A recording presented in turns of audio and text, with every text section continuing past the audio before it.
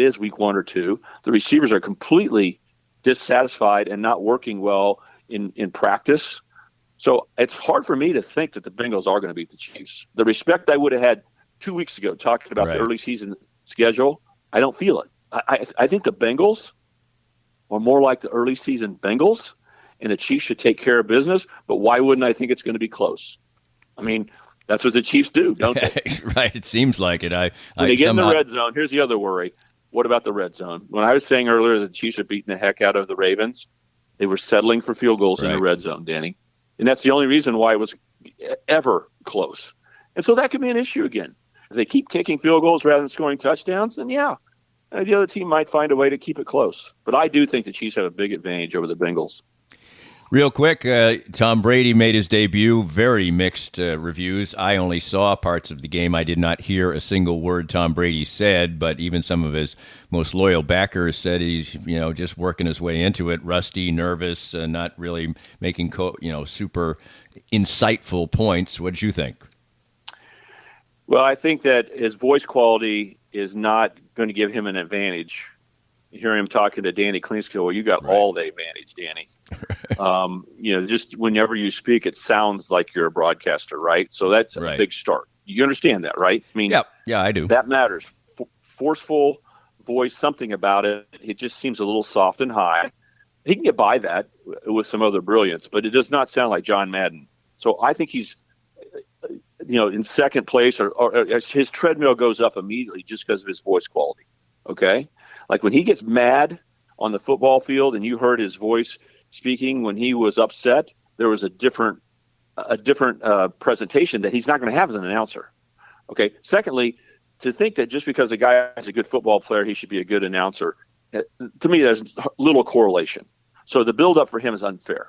Now, Fox paid him a ton of money, and they built him up, and they just promoted the heck out of him. I mean, Terry Bradshaw and Howie Long, these veteran guys of 20-plus years who made Fox great on the pregame show, just going, oh, we're so lucky to have Tom Brady here. They laid out the red carpet. They were so nice to him.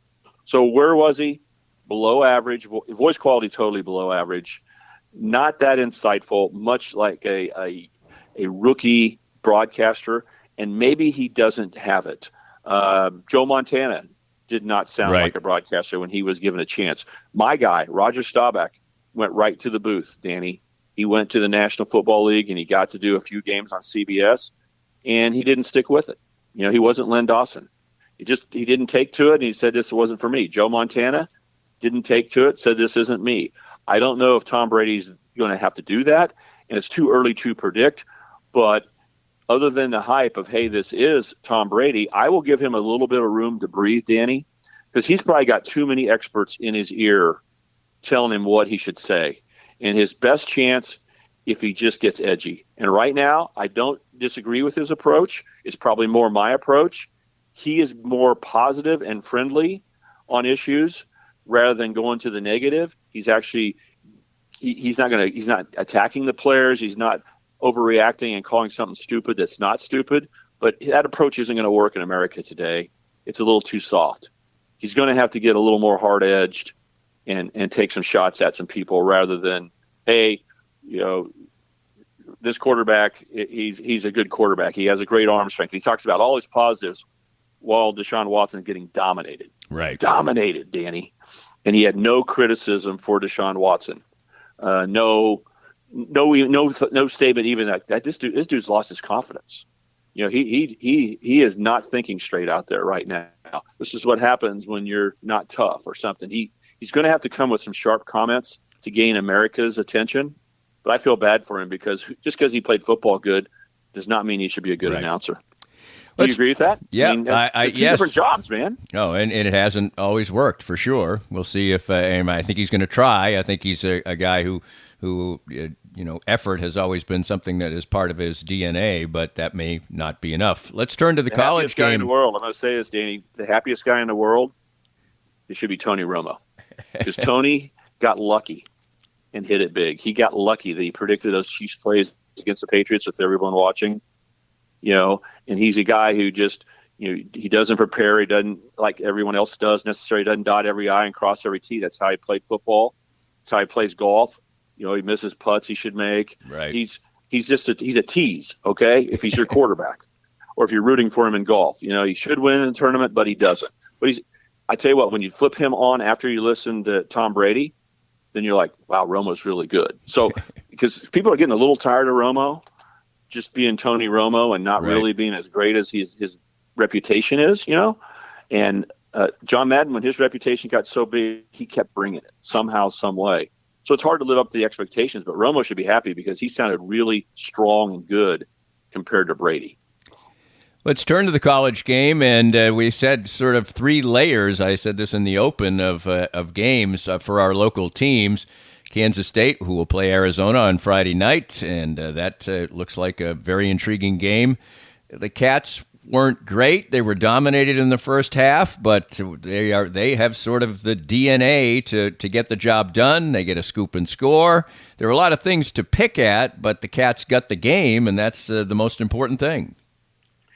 Yes, this is a big theme of mine when you look around the Big 12 with Oklahoma and Texas no longer here, Danny. They had an advantage because they're good or whatever you want to say. We don't need to get into that. But when they're in your conference and you play them, you're probably going to be the underdog in those two games. It's going to take something special to beat them, right?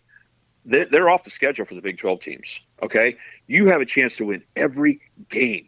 And teams like KU and K-State are going to be favored in almost every game this year. Okay, but just like the Chiefs being favored in every game, you can't expect the Chiefs to go undefeated. No one does. So in college, you're going to have your bumps. And so this year is going to be defined by what we saw. Kansas didn't get it done against Illinois, and you feel awful right now if you're a Kansas fan. If you would have won the game by 1 point, you just put it in the rearview mirror and go, that was a very good road win. Didn't play our best, turned it over a little too much. Let's go. Well, K-State, same thing. They've already forgotten that they played Tulane. That's what good programs do, Danny. We won. And they say, well, there's a offensive pass interference call in the end zone that helped you out. And that doesn't get called. K-State's on to the next game. But they won the game. It is so much better to find a way to win these close games. The question becomes down the road, is that part of your being this year? Is that what you're going to do, is be the type of team that wins those close games? If you do, then the college football playoff is right there before you for these teams. If you don't, you could end up being an 8-4 team, fans disappointed, but you're really not that much different than a team that's 10-2. That's the Big 12 this year. And we saw it already last week, and we're going to see it right away as you preview these games, Danny. And Kansas against UNLV is a legitimate game. UNLV went on the road and took care of Houston, and they played against Kansas just 2 or 3 games ago, however you count them. They know what it's like to play against KU in this type of offense and everything else. So they're going to come back after losing the bowl game in Arizona with purpose. They're going to be a hard out for KU. And then you lose a little confidence when you lose a game like that at Illinois. And then K-State on the other side, they have a game against Arizona. And what was the biggest weakness K-State showed in this game that they played against Tulane? Stopping the passing game, Danny. Mm-hmm. They had a freshman quarterback go out there and throw for over 300 yards. And K-State gave up almost 500 yards of total offense. That doesn't happen very often, and that is the stronger part of the K-State team. And then they go against an Arizona team that brings in a receiver who had 304 yards receiving in the first game, Danny. So they're a high-flying, high-scoring team. Arizona has, get this, Danny, the longest winning streak in college football right now. Mm-hmm. When Michigan lost to Texas, that meant that Arizona, who won their last 7 last year, beating Oklahoma in the bowl game, and now have 2 more, are on a 9-game winning streak. And they come into Manhattan with all kinds of confidence of, why can't we play in the Big 12? Why can't we throw the ball against K-State? And isn't this going to be fun for a Friday night Fox special, kicking off a new Fox package on Friday nights? So K-State's got a big-time game. 2 ranked teams going at it. We'll get used to this. Almost every week, we're going to look at this like the NFL, where there are going to be close games, and everyone needs to get used to that. And that's not the college mentality, Danny. When you're ranked in the top 15 in the country, like K-State is, you usually go, we're going to win like 4 out of 5 games just because we're K-State. So this is an interesting game. Does K-State show some weaknesses that you got a young quarterback who's not hitting on all cylinders yet in the passing game? A defense that gave up some yardage in a passing game in the last game. This new 2024 version of K-State getting slow starts offensively? Are there some issues? Or are they a team that's going to fight and claw, not give up, and find a way to win? That was a gutsy win, Danny. Tulane's good. And Tulane was ahead by 10 at home, and K-State found a way to continue just to believe in itself, find a way. They didn't dominate. They just kind of believed in themselves, were tough, and found a way to win and make plays at the end. That's a great attribute. That's awesome. Chiefs count on that, and you hope K-State is part of that. But a lot of question marks going into the next game. A lot of fun. And I said to you on College Game Day, Danny, I believed in the Tulane passing game when I studied them. I didn't care if it's against Southeastern Louisiana. My technique is to say, I'll watch the tape and forget that Southeastern Louisiana is on the field. If I see a ball thrown where it should be and a route run the right way and caught, that it doesn't even matter who the defender was, I know that's the real deal. And I wondered if the Tulane quarterback might get shaken and start, playing poorly. He didn't, man. He looked just like the guy I played in game one. And so K-State had a lot to deal with and overcame it. So right now, K-State fans feel good. KU fans feel awful, but there's very little difference in what happened. Right. It's just who can win the close games this year. Missouri has looked great. They take on a Boston College team that is now ranked and has looked pretty good, and still Missouri's a 17-point favorite in this game. Missouri gets their first real test. It'll really be our first chance to judge the Tigers, and they haven't given up a point. So I think we sort of have to reserve judgment. We know Missouri's good. How good? This game should tell us something about that.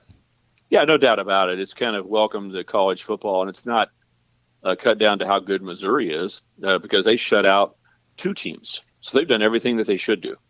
And in Buffalo fought them hard. Look what the MAC schools did around, Danny. Northern Illinois beat Notre Dame. Right. Penn State barely won against a MAC team by 7. These teams play a solid level of football. So Buffalo is better than people will give them credit for, okay? And Missouri, it shows on the scoreboard. Missouri, you look at the halftime scoring like, why aren't they ahead 30-0 right now? Because it isn't easy playing a team like Buffalo. But they did their work. Their defense has been rock solid. We know about the explosiveness of their quarterback, running, throwing, and the receiving core, but they haven't really been tested. Just because of their schedule, they catch a big break. They catch a big break because Boston College versus Florida State was watched by tons of people, Danny. Tons of people watched that standalone game and were able to say, oh, wow, Boston College has got a legitimate coach. It was with the New England Patriots and Alabama, and a head coach in his past with the Houston Texans. They got a legitimate coach, and their quarterback has started to play some great football. He's the guy to watch for Boston College. But if Boston College came in here under the radar and no one knew they were good, I think they could be an upset potential for Missouri. But the fact that everybody is talking well about Boston College, you and I and everyone else, the Missouri players will know they got a legitimate opponent, and that is a big factor. No sneaking up on Missouri factor makes this more likely that Missouri will take care of business because they don't like playing these easy teams. Not the players. They're ready to roll. And Boston College is the perfect opponent. We built them up so far, Danny. Where were they in our minds before the season started? Number 70 in the country? Maybe. And now you got them at 24. Right. I mean, there's nothing better. I've been through this so many times, Danny. There's nothing better than having a home game when you're really good against someone who's just learning how to win and everyone thinks is really good. But they don't believe deep down in their soul. Boston College knows they're just a good team, kind of getting better, overachieving a little bit. And Missouri gets to treat them like, okay, man, you're a badass team. Let's go. So I think there's a giant psychological advantage that Missouri says, okay, we got a legitimate opponent. People think we're going to get tested. Watch us here. And they're at home. So I'll be surprised if Missouri doesn't take care of business. But if they don't and it becomes close, it'll be because of Boston College's quarterback. Right. Watch this guy play, Danny, a true dual threat quarterback who'll get out of the pocket and throw accurately and run when he has to. Very impressive what he did in the first couple games. And let's touch on Kansas just briefly. You did already. They obviously have a lot of questions coming out of that game. Jalen Daniels, one thing we know, he played himself right out of anybody talking about the Heisman Trophy. Okay, there we go. That's one thing taken care of, so he can just settle down and play football. But they he's a fine player. He's had great games for them, but he had a bad game. And in that particular game against Illinois, they probably